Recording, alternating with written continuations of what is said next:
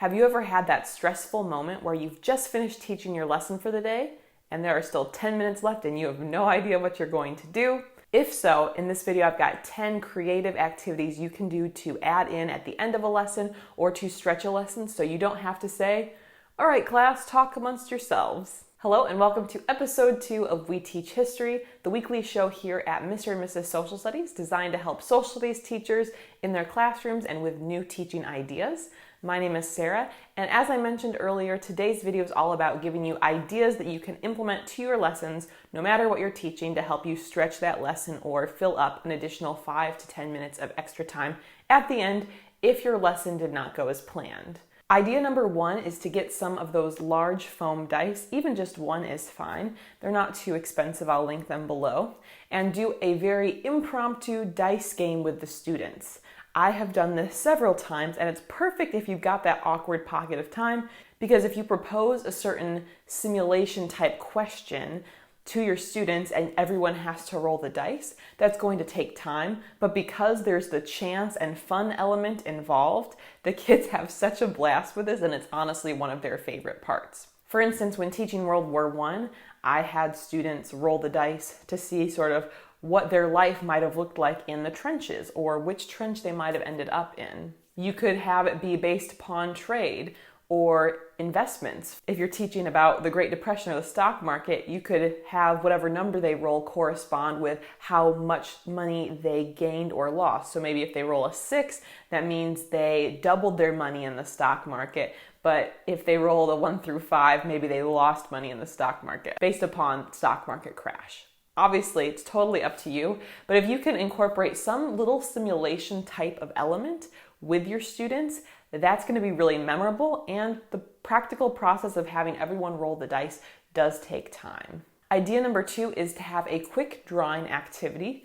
Keep a little bit of printer paper or even notebook paper in your classroom, and if you've got extra minutes, say, okay, now we're going to take a break and we're going to illustrate something that we learned today or something that relates to the unit. 2 ideas would be to design a quick comic strip where they are drawing out the events that you are teaching about. And you could also have them draw like a little mini Instagram profile or Instagram photo that connects to the time period. You could even have them add a caption or hashtags if you want. This is fun because a lot of students don't necessarily see this as extra work. It doesn't take too long, although some students may really go above and beyond and produce these beautiful works of art. But it's just an easy thing you can do, and it also helps our visual learners to connect back to the material. On a similar note, you can actually have your students write a quick journal entry from the perspective of someone who was living during this time period.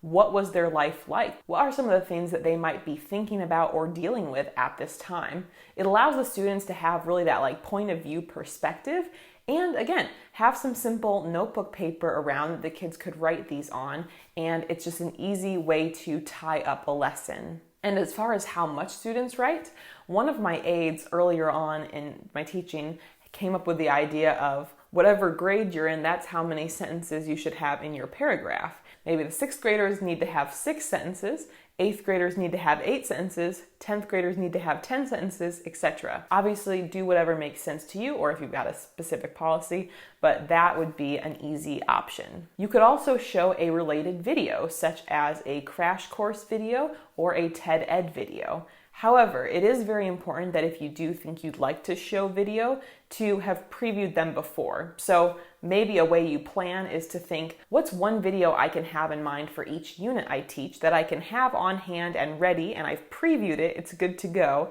So it's quick for me to pull it up if I did need to show something in the last few minutes of class.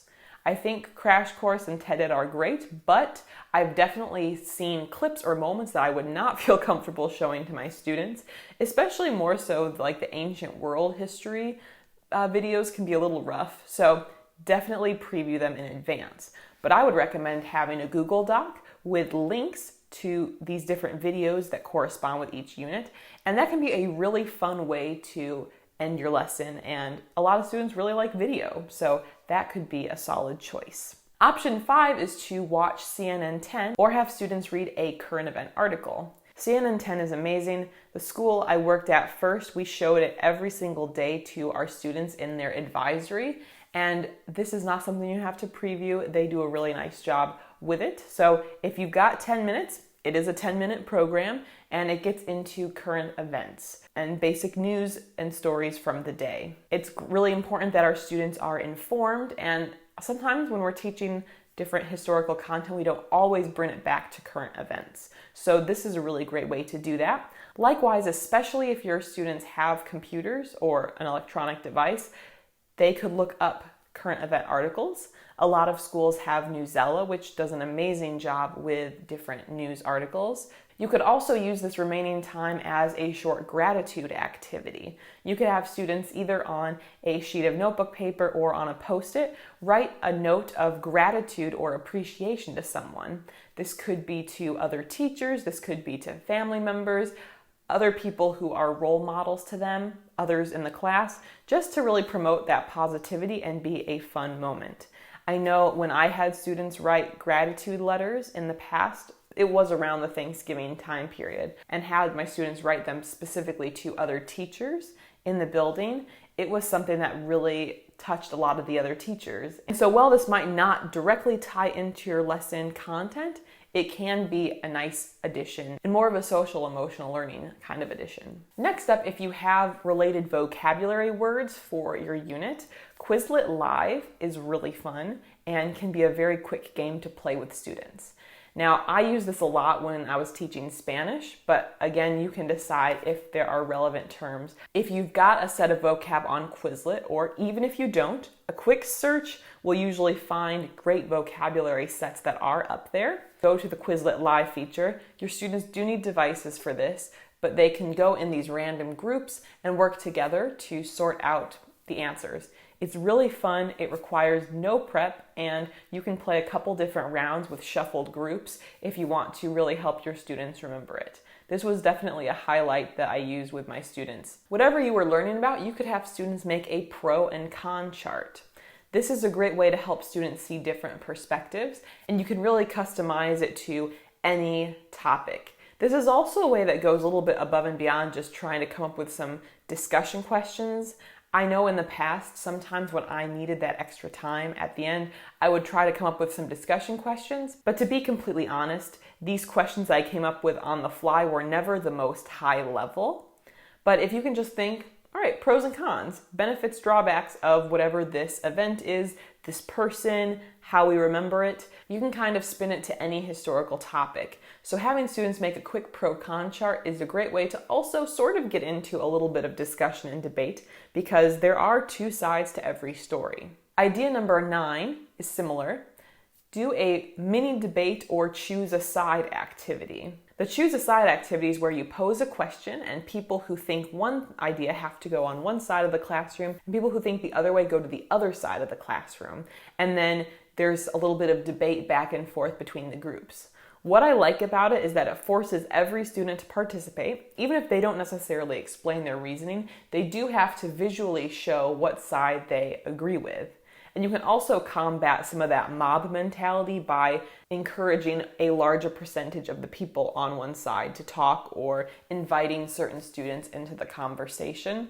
And if you want, you can start out with something really basic, such as dogs or cats, to help them understand the concept. And then after you've done that, you can bring it to one of your questions for your topic. Lastly, just more on a fun note, depending on if this applies to your content area, you could do a game of Hangman, Pictionary, or charades. Now, if the words are not as easy to draw or act out, Hangman's very good, because you could be thinking of a vocab word or a concept and play that with your students, and they have to try to look through their vocab or their notes, whatever it is. You can also have students help out with this and kind of have them run the activity, give them kind of that leadership role. And for Pictionary in the past, I did do this more with Spanish than social studies, but I would have students actually just do like Pictionary at their tables. So there'd be a piece of paper at each table, like a group of students, 4 to 6 students at the table, and one person would draw, people at the table would guess, and then they just would rotate the paper. So again, it might be a little bit trickier in certain contexts to do more of the Pictionary option, but these are definitely very fun ways to bring some of the material to life. I hope some of these ideas will be helpful to you just in case you have some extra time at the end of your lessons. Let me know in the comments which one of these you think you'd most likely try with your students. We'll see you next Thursday for episode 3 of We Teach History. Bye.